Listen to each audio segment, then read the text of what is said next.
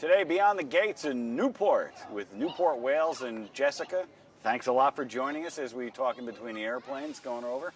Absolutely. Thanks for having me. So, you guys do the Newport whale watching out of the boats here, but the first question is, how did people get involved in whale watching? I mean, just what came, oh, let's go out and watch this mammal. Yes, so back in the 80s, it really wasn't a thing to watch whales. It was kind of a side business in between fishing seasons. Okay. So fishing normally is really great during the summer season. So in the off season for fishing, in the spring and fall, we just started going out whale watching and seeing what was out there. So is Newport Wales, is that, you said it started in the 80s? Yes, 1987 is when we started doing more whale watching. And then in 2007, we started doing year-round whale watching. So we realized that since boats hadn't been out on the water year-round looking to see if there was whales, we just decided to start doing it, and it turns out there is whales year-round. Summertime, it turns out blue whales are here every year in the summer. Then we have gray whales starting to make their migration in the earlier part of the winter all the way through the end of spring. And then in year-round, it turns out that we have fin whales and minke whales. Now, is that part of your job, is to track all this, or just as a general manager? No, so whale watching is something that we've learned more about since the 80s as far as where whales congregate and where they move. And tracking whales is not anything that we necessarily do as a company. We're tourism, so we are just out there on a daily basis observing. So how many boats do you have? We have 8 whale watching boats within the fleet. Yep.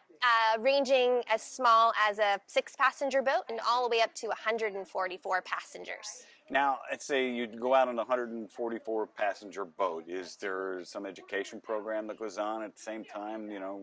These are excuse my naivety with whales, but these are the blue whales and so on and so forth. Of course. We always feel that it's important when we get out there to do some education, because many people, even being Southern California natives, have never seen a whale before. Didn't even know whale watching was a thing or whales existed off of our coast. So it's a first time and a new thing for many people. So we make a point each time we're out to do education on the water, and we have naturalists out there. The captains and crew are certified naturalists, so they have backgrounds in the local whale species to be able to talk more and in depth about them. Do people sometimes get a little bit intimidated if they see a whale? This thing's huge. Sometimes, it really depends on the person. Most people that come out, if they have apprehension about whale watching, it immediately goes away once they see the whale and understand and realize they're just a gentle giant out there feeding on tiny little krill or fish and not too interested in messing with people in any way. How often do you get to go out? Oh, I'm out there at least once a week. Really? My earlier time working with the company, I was out daily working as an educator. So how'd you get involved? I grew up loving marine biology, and so that kind of led me to this tourism business and outdoor education. I didn't realize it was a passion of mine. Have you seen the Seinfeld episode, The Marine Biologist? Of course. It's one of my favorites. Yeah. So you've ever found a golf ball in the whales? It was a very fun, embellished story, but I definitely remember that as a younger kid and thinking that that's something I wanted to do, is work with whales. Actually, when I started to do research on this interview, I thought about that episode of Seinfeld. And it's like, how do these people qualify? You just told me about that. Are there any restrictions on boats? I mean, I would think it's tough to get somebody in a wheelchair on a boat. Is it possible, or are there restrictions on that? It's possible. We take out passengers of all mobility needs on a daily basis. Okay. And passengers of all ages. So there's no restrictions on board. I would say if there is someone that needs more additional handicap assistance, then they will just let our front office know, and we could priority board them to allow more time to enter and exit the boat. There is a ramp that goes down to our boats, and then from the boat dock to the vessel itself, there's a flight of about 4 steps with handrails.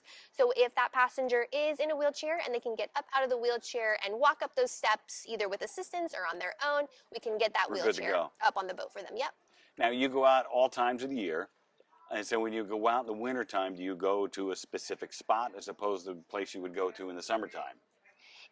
Along Newport Beach, we're very fortunate because we have some really interesting topography Okay. underneath the ocean. That is a very deep underwater canyon. And what's going on here, which allows us to explore this whole area of Newport Beach all times of the year, is we see upwelling, which means that cool, nutrient-rich water is being pushed up to the surface. Wow. And that's creating a lot of food for bait fish, sardines, anchovy, herring, mackerel, squid, and then that attracts whales and dolphins. So all along the coast of Newport, against this canyon wall, we are exploring in order to look for whales, and we can find them anywhere at any time. I'm amazed at the depth of your education into making these cruises extremely interesting. That's what it sounds like. Even if you're not in an education program, just to come out and learn stuff about. I've never thought about that. Of course, I'm not somebody who's on the water all the time, but I find it fascinating. I mean, the cruises must be extremely interesting. How does somebody get registered on a cruise? Can you go to a website, your website? Yeah, they can go to our website, which is at newportwales.com. Okay. And they can learn all about our availability. We have a variety of vessels that they can schedule. Again, 6-passenger. We have luxury boats that are a little bit smaller and more upscale. And then we have our general whale watching cruises, which hold up to 100 guests. We have them running every day, Wow. multiple times a day. So if morning works better or afternoon, we also have sunset cruises as well. So lots of options. Now, what was the boat that just went out?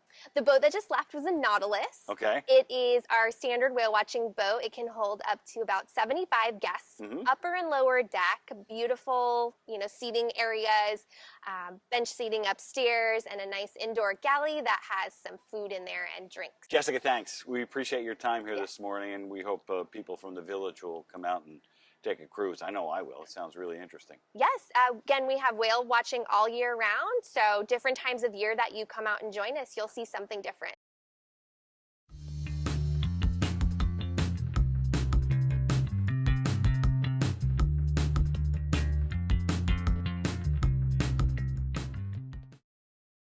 We are beyond the gates again at the Crab Cooker, and Juan is my guest here today. And Juan, he's the general manager here, and thank you for putting your time in for this, because I know running a restaurant takes a lot of time on your part. I take it here at the Crab Cooker, we don't order hamburgers. No. Steaks. No steak, no chicken. No, just fish. Just fish. Really good And fish. despite what everybody tells you, if we had chicken last week, it's fish today, every day. So, how long has the Crab Cooker been here? 73 years in this location. And you've been the manager since then? No. I've been with the company for 19 years come September. I will be the general manager now for 3 years. Yeah. How did you start? I mean, what got you interested? Actually, my dad has been working for the company for, I want to say, over 40 years. Oh, wow. He came up to me after my 16th birthday and said, "You're coming to work." That's it. You had no choice. I had no idea what that meant, and here we are almost 20 years later, more than half my life. That's one of the things I noticed when I first came in here, is just a very family-like atmosphere, and the pictures on the walls. Yes, this is a family-run restaurant. We have so many families that work here. I'm not the only one. I have siblings that work here, nieces and nephews that work here. We have servers with their daughters that serve together. We have cooks who their sons work in the market. Their daughter is a hostess. We've been a family-run restaurant. Now, this building that we're in here looks almost brand new, but is this the original building? This is not the original building. It was reconstructed 3 years ago. We're on our third summer. 2 years officially open. It was July 12th.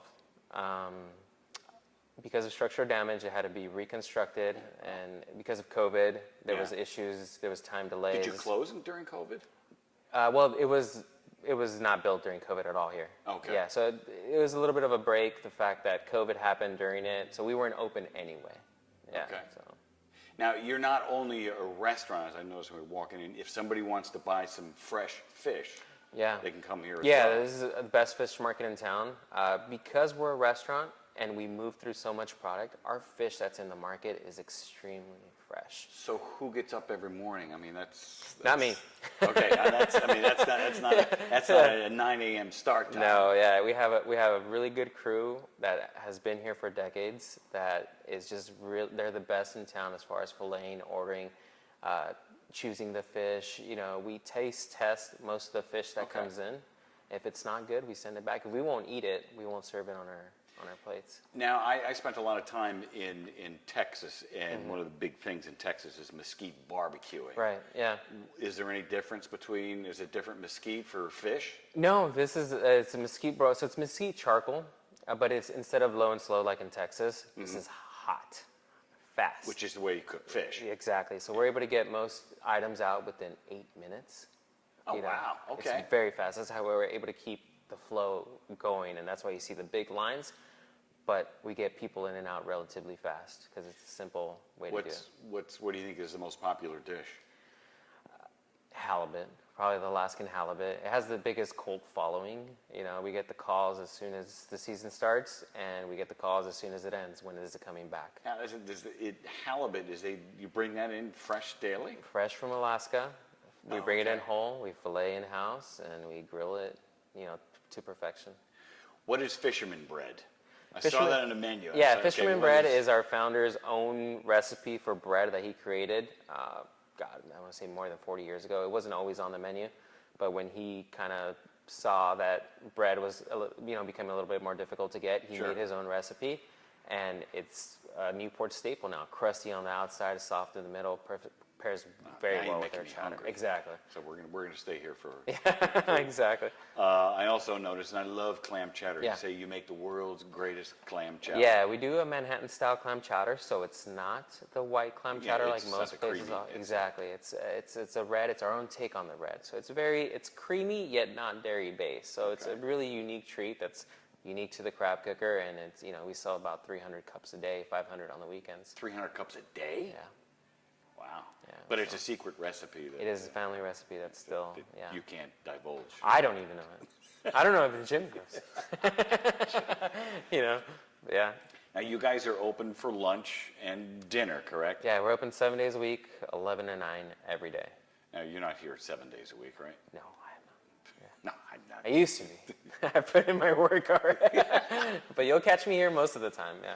But can you order out? I mean, can you go? Oh, yeah. Is there a website? that people Yes, can go to? our takeout is you could call in an order. You could do it on our website, which is very easy. We've partnered with a company, Chow Now, and it makes it really easy to track orders, to adjust them. If there's ever any issues, to look at them. It's a very sophisticated program that's worked well for us. Yeah. I've noticed one of the big things about the Beyond the Gates that people watch for is new places to eat. Right. So we hope we can get some more people here and love seafood. That would be amazing. This place has a lot of history, and we can always use, I think lunch is a great time to come here. Our dinners are busy, and we're known for our busy dinners, our lines out the door, but lunch is such a great place in the peninsula. Makes sense. It's quieter, the parking is better. It's just a wonderful time to come in. Juan, thanks for your time. Again, like I said up front, it's taking time for us here, and running a restaurant is a challenge, and we thank you for your time. Anytime. Thank you very much. And now the crew and I are going to have some food. And you will enjoy it. Thank you.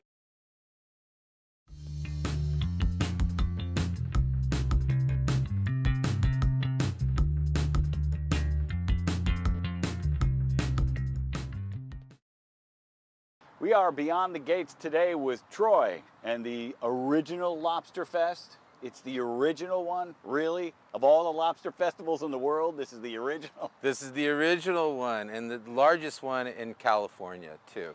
Now, you call yourself, you organize these festivals. When does this festival go on? This one will be September 8, 9, and 10th of September. And so it's the weekend after Labor Day. Okay. And it's here in the park? Correct. Has it always been here in the park? No, we were in Long Beach for a while, and then with COVID, we were able to move it to a larger facility, so there's more space. Style. So who came up with, what are the names of these? So you got lobsters? Louis close to you, and you got Hey, Louis. Lucy over here. So obviously these are our This characters. is Louie. Yeah. And what's her? Lucy. Lucy. Yeah. I love Lucy. Lobster. I love Lucy. Right. What's it cost to get into the festival? So on Friday, it's a $5 Friday. So $5 admission. Right. And then we do $5 beers and wine. Okay. So to help out with people trying to get home, get the kids, and then get out here. Okay, sure. And it's only a limited time. We're only open for like 5 hours. Where? Oh, it's not. Okay, so what time do you open? 5 o'clock, 5 p.m., and we go to 11 p.m. Is there music and dancing and? Yes, sir. We're well known for our bands. We have excellent music. We also have another stage, or a second stage, and on Fridays and Saturdays in the evening we have live karaoke. So it's a live band. You sing with a live band. Sing with a live band. That's a good idea. It's very popular. Get Lucy to sing here when she's not No, waving. but we do have our mascot. He'll be out here rolling around with some stilt walkers. So we've got that, and then during the day we've got children's acts. So it's all on the website. What is the website? OriginalLobsterFestival.com. The originallobsterfestival.com. Yes. What are some of the exhibits that? Is it just children exhibits or? No. You'll have your traditional arts and crafts that when you go to festivals. Mm-hmm. And then there'll be an international food court. So if you just don't like lobster, we'll have, there'll be Mexican food, Asian food, sausages and pizza and and desserts. We've got a lot of desserts are out here too. Is there a way on the website you can just buy a bundle of services, like get lobsters and whole bunch? So you can bundle on admission and the lobster feast. So you can get you can get a single lobster or you can get 2 lobsters. So they're right around $40. And then if you get the additional lobster, it's like $60. But to confirm that, just go to the original Lobster Festival. Original Lobster Festival. To make sure. I also forgot to tell you that we will have a carnival for the kids, for the family, so adult and kid rides. During also. the festival, during Correct. the Lobster Festival. So part of that will be in this area. Where do the lobsters come from? Actually, they come out of New England. Oh yeah. So they come out of Cape Cod, Nova Scotia. How many lobsters would you go through during Lobster Festival? So anywhere from 10,000 to 12,000 lobsters. Wow. And on the website, you'll see the steamers. They're the world's largest steamers. We steam them. We do not boil. That's the way to do a good lobster. Huge difference. And then the baskets, there's 2 big kettles, and we could do 200 and 200 lobsters at each time. And it takes anywhere, depending on the temperature of the steam, 12 to 15 minutes. So we could produce 400 lobsters steamed, melting hot with the drawn butter and the watermelon, the coleslaw, and the roll. Making me hungry. There's nothing, Delicious. honestly, there's nothing better than when those things come out of that steam and it's hot. Oh, it's delicious. Yeah. And the other bonus that is included is that when you get your lobster, you have an option to go to the lobster crackers. So we have a whole team that will chop your lobster up for you. A lot of times so people don't want to do that. You don't want to mess with it. So we have all that too. So it's another option, but it's part of your meal. So do you store the cracker things too in all these warehouses? So the crackers are actually human beings that have these big knives, I don't mean and they chop, and it's displayed beautifully, and that's also on the website, so you'll see that. How big are the lobsters? So these are 1.25 pounds to 1.5 pounds, Okay. right in that area, and then if you get the double, then you're up to 2.5 pounds. Delicious. They're fantastic. Yeah. Troy, thanks a lot for being with us here today. I know it's a lot to put this thing on. Again, what are the dates? So we're going to start Friday, September 8th, Saturday, September 9th, and Sunday, September 10th. So 8 through 10. All at 5 o'clock? No. On Saturdays, we open at 12 noon. Oh, okay. And Sunday, 12 noon. So Saturday 12 to 11, Sunday 12 to 8. Okay, excellent. Good Yeah. luck. We'll see. We get a lot of people from the village come up here. Oh, that'd be fantastic. It's a good experience. We're Sounds out like here fun. in a beautiful park. We got lights, free parking, which Booths? there's no booth, stage, But beer Lucy garden. and- Don't forget the drinks. We got full bars. Full bars. And Lucy and what's his name again? Louie. Lucy and Louie will be here when you come to the Lobster Festival.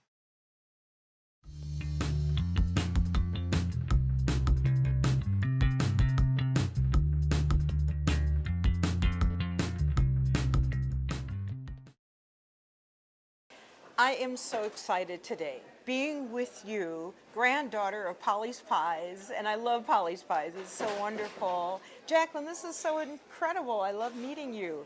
Tell us a little bit about the history of it and how it all began. Well, first of all, thank you for doing this with me. It's exciting to speak about Polly's, especially because we are now hitting 55 years. Wow, okay. Still family owned. So it's been quite a journey. But we started back in 1968 in Fullerton, California. And that location is still there.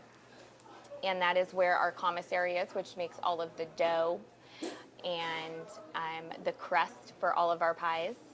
So it's been a journey. Yes, it's so much. How many locations now is there? We currently have 13 locations. Wow, okay. And planning on opening up more.